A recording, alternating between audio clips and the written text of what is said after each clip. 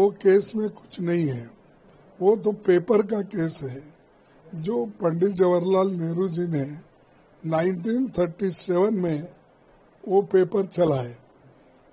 तो उसके बाद में जब उसकी मासी हालत कम हो गई तब उन्होंने थोड़े दिन बंद किए।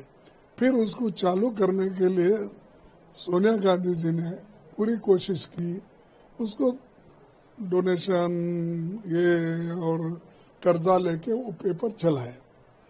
लेकिन अब जो कर्जा लिए तुम वो गलत है, इनका कहना है, और तुम्हारे नाम से कर लेने के लिए ये सब चीजें की है।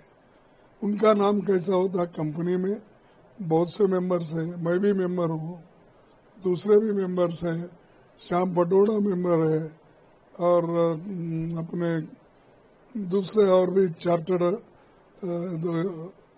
अकाउंटेंट्स भी मेंबर्स हैं। तो ये उनको डरा के रखने के लिए वो कोशिश कर रहे हैं। ये बीजेपी कानून छोड़ के काम कर रही है। ये इसके लिए हम डट के मुकाबला करेंगे और जो चीज़ गलत है उसको हम गलत साबित करके रहेंगे।